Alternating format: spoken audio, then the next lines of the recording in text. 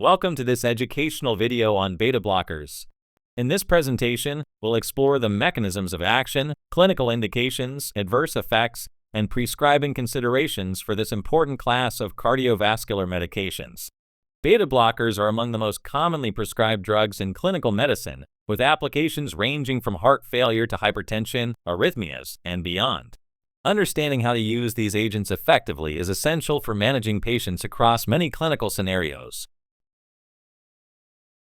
Before we begin, I want to emphasize that this video is for educational purposes only and does not constitute medical advice. All patients should consult with their healthcare providers about any health concerns. Always refer to current clinical guidelines and institutional protocols when making treatment decisions in your clinical practice. Let's start by reviewing the mechanism of action of beta blockers. These drugs work as beta-adrenergic receptor antagonists. There are two main types of beta receptors with distinct locations and functions. Beta-1 receptors are found primarily in the heart, where they regulate heart rate and contractility, and in the kidneys, where they stimulate renin release. Beta-2 receptors are located in the lungs, where they cause bronchodilation, and in blood vessels, where they promote vasodilation. At the cellular level, blocking beta receptors inhibits adenylyl cyclase activity, which decreases cyclic AMP production and ultimately reduces intracellular calcium. This cascade leads to reduced cardiac workload and decreased myocardial oxygen demand. Beta blockers are classified as either beta-1 selective, also called cardioselective, or non-selective. Cardioselective agents like metoprolol, atenolol, bisoprolol, and esmolol preferentially block beta-1 receptors. A useful mnemonic to remember the cardioselective agents is MANBABE, metoprolol, atenolol, nebivolol, betaxolol, acebutolol, bisoprolol, and esmolol.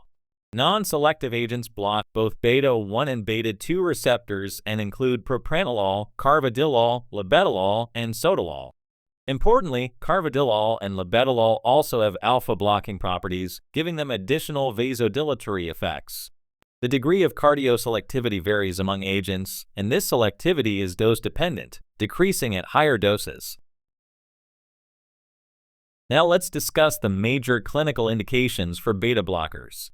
In heart failure with reduced ejection fraction, beta blockers are considered foundational therapy. Bisoprolol, metoprolol succinate, and carvedilol have been shown to reduce mortality in patients with systolic heart failure and left ventricular ejection fraction less than 40%. The key to using beta blockers in heart failure is to start at low doses and titrate slowly to avoid acute decompensation. For patients following myocardial infarction, beta blockers reduce the risk of reinfarction and mortality, particularly in those with reduced left ventricular function. Recent evidence suggests that the mortality benefit is strongest in patients with left ventricular ejection fraction below 40%. While the benefit is less clear in patients with preserved ejection fraction who have undergone modern reperfusion therapy. In hypertension, beta blockers are not typically first-line monotherapy, but they are useful in patients younger than 60 years or in those with compelling indications such as coronary artery disease, heart failure, or post-myocardial infarction status. Beta blockers are also highly effective for rate control in arrhythmias including atrial fibrillation, atrial flutter, atrioventricular nodal reentrant tachycardia, and paroxysmal supraventricular tachycardia. They are classified as Class II antiarrhythmics, and esmolol is particularly useful for acute intravenous rate control due to its short half-life. For stable angina/nin/, beta blockers reduce myocardial oxygen demand by lowering heart rate and contractility, making them first-line anti-anginal therapy. Additional indications include essential tremor, for which propranolol is commonly used, migraine prophylaxis, thyrotoxicosis, and portal hypertension in patients with cirrhosis, where nadolol and propranolol are the agents of choice. Like all medications, beta blockers have a spectrum of adverse effects ranging from common and mild to serious and potentially life-threatening. Common side effects include bradycardia and hypotension, which are extensions of the drug's pharmacologic effects. Patients may experience fatigue, and less commonly with newer agents, depression, though recent studies have questioned the strength of this association. Erectile dysfunction can occur, as can cold extremities due to peripheral vasoconstriction from beta-2 blockade. Beta blockers can also cause mild dyslipidemia with increased triglycerides and decreased HDL cholesterol, though this effect is usually not clinically significant. More serious adverse effects require careful monitoring and patient selection. Bronchospasm can occur due to beta-2 receptor blockade and is particularly concerning in patients with asthma or chronic obstructive pulmonary disease. In diabetic patients, beta blockers can mask the typical warning symptoms of hypoglycemia, such as tachycardia and tremor. However, sweating is preserved because it is mediated by muscarinic receptors, not beta receptors. This can lead to delayed recognition of dangerous hypoglycemia. Beta blockers can worsen acute decompensated heart failure by reducing cardiac output, though they are beneficial in compensated chronic heart failure. Finally, beta blockers can cause or worsen atrioventricular block, especially when combined with other agents that slow AV nodal conduction. An important clinical pearl: in cases of beta blocker overdose, the treatment of choice is intravenous glucagon, which bypasses the blocked beta receptors and directly stimulates adenylyl cyclase to increase cyclic AMP and intracellular calcium, thereby improving cardiac contractility and heart rate.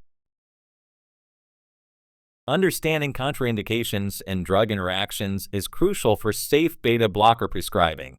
Absolute contraindications include severe bradycardia with heart rate less than 50 beats per minute, second or third degree atrioventricular block unless a pacemaker is in place, acutely decompensated heart failure with pulmonary edema, and severe asthma or COPD exacerbation. Relative contraindications include reactive airway disease, where beta-1 selective agents may be used cautiously at low doses, peripheral vascular disease, and diabetes requiring insulin therapy, where hypoglycemia awareness may be impaired. Several important drug interactions deserve attention. The combination of beta blockers with calcium channel blockers, particularly verapamil and diltiazem, significantly increases the risk of bradycardia and AV block, because both drug classes slow AV nodal conduction. Similarly, combining beta blockers with digoxin increases the risk of AV block. An important interaction occurs with clonidine. If a patient is taking both medications, you must never discontinue the beta blocker first, as this can precipitate severe rebound hypertension when clonidine is stopped. Metoprolol is metabolized by the CYP2D6 enzyme, and poor metabolizers may have significantly higher drug levels requiring dose reduction. Finally, when beta blockers are used in combination with ACE inhibitors, RBS, and diuretics, there is an increased risk of first-dose hypotension, particularly in volume-depleted patients. When prescribing beta blockers, drug selection should be guided by the clinical scenario and patient characteristics. For systolic heart failure with reduced ejection fraction, use metoprolol succinate, carvedilol, or bisoprolol, as these are the agents with proven mortality benefit in randomized controlled trials. For post-myocardial infarction patients with left ventricular ejection fraction less than 40%, any beta blocker can be used long-term to reduce reinfarction and mortality. For atrial fibrillation rate control, metoprolol and atenolol are preferred due to their cardioselectivity and good tolerability.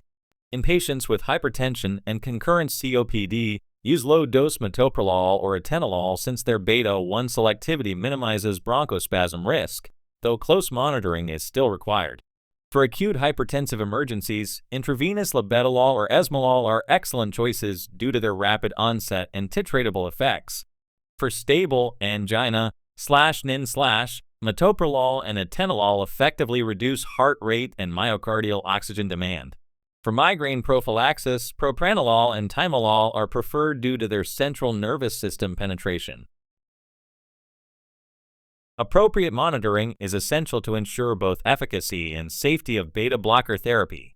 Before initiating therapy, obtain baseline measurements including heart rate, blood pressure, and an electrocardiogram to assess PR interval and QRS duration. An echocardiogram should be performed to determine left ventricular ejection fraction. In patients with asthma or COPD, baseline pulmonary function testing may be appropriate. In diabetic patients, check baseline glucose control. During ongoing therapy, monitor heart rate and blood pressure at each visit. Watch for signs of heart failure worsening such as increasing dyspnea/dyspnea/ edema or orthopnea. Ask patients about symptoms of fatigue and dizziness. Continue to monitor glucose control in diabetic patients. If patients develop symptomatic bradycardia or heart block, obtain a repeat electrocardiogram. The target heart rate for patients with angina/nin/ or heart failure is typically 50 to 60 beats per minute.